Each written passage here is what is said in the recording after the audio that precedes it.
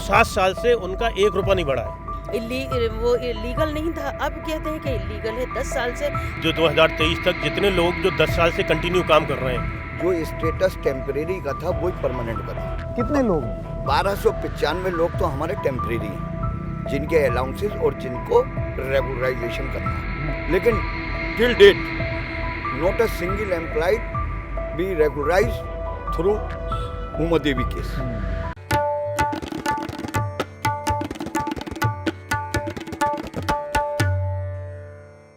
नमस्कार, अलीगढ़ से the red mic की इस प्रस्तुति में आपका स्वागत है। अब आप जानते हैं कि इस देश की जो सबसे ऊंची अदालत है उसमें 7 जज बैठ करके अलीगढ़ मुस्लिम यूनिवर्सिटी और माइनॉरिटी इंस्टीट्यूशंस जो हैं उससे संबंधित एक फ़ैसला लेने जा रहे हैं। और खैर छोड़िए, वो तो बड़ी बात है, उस पर जब कोर्ट चिंता कर रहा है तो फिर उस पर क्या ही बोले। लेकिन जब हम अलीगढ़ में थे और अलीगढ़ के दिल में क्या है ये जानने का प्रयास कर रहे थे तो कुछ दिल यहाँ भी दिखे। और ये है अलीगढ़ मुस्लिम यूनिवर्सिटी के एकदम बाहर। आप देख सकते हैं कि एएमयू का जो नॉन टीचिंग एम्प्लॉयज़ हैं उनका एक धरना है। तो ये भी कुछ चीज़ें हैं जो कि लोगों को अफेक्ट करती हैं। अब कैसे अफेक्ट करती हैं, क्या अफेक्ट करती हैं, आपको वो बताएं। ये वो स्टाफ है जो एड हॉक है। एड हॉक का मतलब क्या हुआ? आप परमानेंट नहीं हैं। एड हॉक का मतलब ये हुआ कि आपको भर्ती कर ली गई है, लेकिन इस वादे के साथ कि जब कभी रेगुलराइज होगा तब किया जाएगा। पर आप सोचिए, कुछ ऐसे लोग हैं जो कि अब रिटायर होने वाले हैं इसी सपने में कि नौकरी परमानेंट होगी, और वो हुई नहीं है। और इस बात को, इस धरने को जब आवाज़ उठाई है, इस धरने को मैं शायन से कहूँगा कि ज़रा इधर आए। वो देखिए पीछे एक छोटा सा पोस्टर लगा हुआ है फ्लोरोसेंट कलर में, जिसमें लिखा है धरना डे 77, यानी कि 77 दिन हो गए इस मांग को रखते रखते। तो ये एएमयू के जो नॉन टीचिंग स्टाफ है वो हमारे साथ है, हम उनसे बात करना चाहेंगे। मैम जी नमस्कार, आपका शुभ नाम? मेरा नाम रेहान अहमद है, जॉइंट एक्शन कमेटी का को कन्वेनर हूँ मैं। रेहान साहब, मुख्य मांग क्या है? और जाहिर सी बात है अब 77 दिन हो गए हैं, तो ये मामला आगे भी बढ़ा होगा, आपने बात की होगी, तो जवाब क्या आया? मैं तो वो जानने में इच्छुक हूँ। मुख्य मांग हमारी इन लोगों के कन्फर्मेशन की है। हाँ। जब बातचीत हुई, मामला आगे बढ़ा, तो 24 जून 2023 को एग्जीक्यूटिव काउंसिल की मीटिंग होती है। उसमें कन्फर्मेशन के सिलसिले में एग्जीक्यूटिव काउंसिल ने एक हाई पावर कमेटी बनाई, जिसके विजिटर नॉमिनी उमेश कदम साहब थे, उसके चेयरमैन थे। उन्होंने कई मीटिंग्स करने के बाद हमारे फेवर में रिपोर्ट सबमिट कर दी कि जो 2023 तक जितने लोग जो 10 साल से कंटिन्यू काम कर रहे हैं वो परमानेंट हो जाए, उन्हें कंफर्म कर दिया जाए। हाँ। रेगुलाइज कर दिया जाए उन्हें।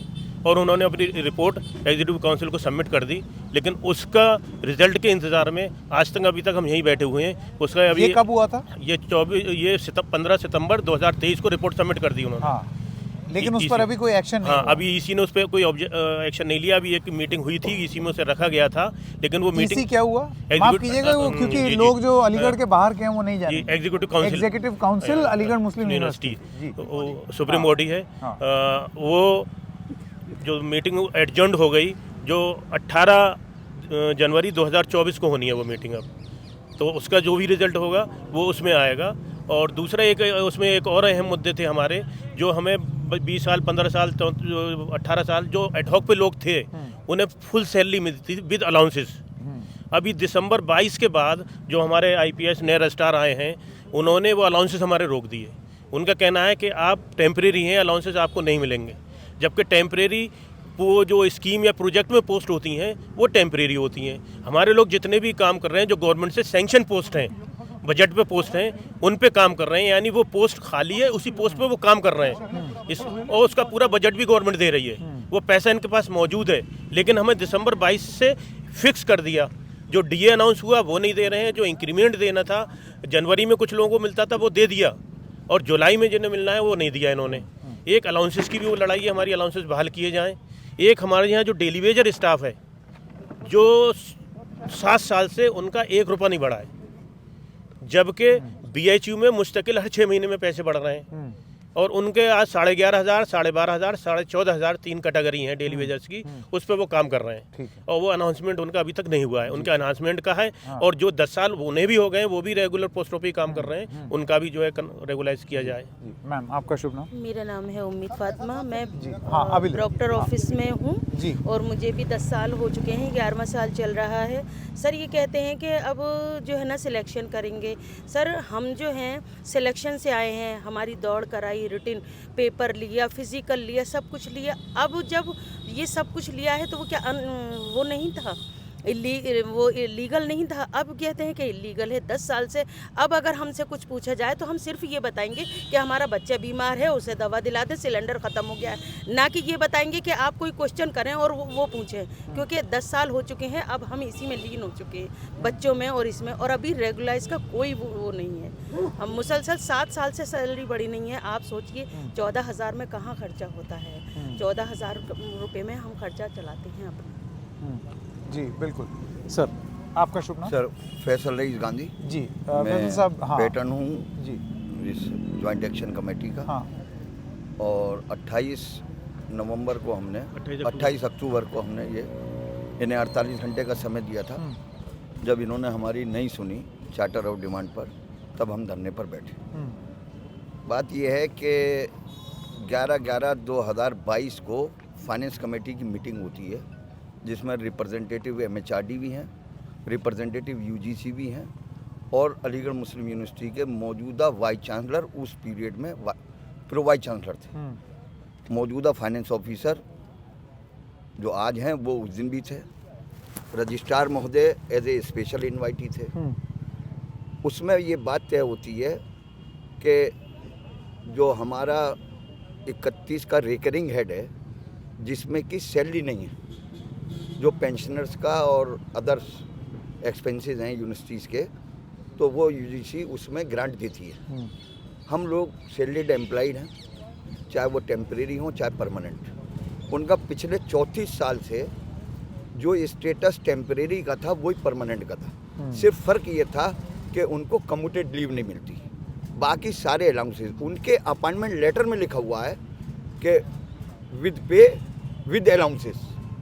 लेकिन ये 2022 दिसंबर से इन्होंने ये हमारे कटेल कर दिए और इन्होंने हमारे एक्सटेंशन रोके। जो मौजूदा रजिस्ट्रार साहब हैं, चूँकि वो एक गवर्नमेंट ऑर्गेनाइजेशन से आए हैं, IPS हैं, तो उन्हें ऑटोनोमस बॉडी में और गवर्नमेंट ऑर्गेनाइजेशन में फ़र्क नहीं महसूस हो रहा।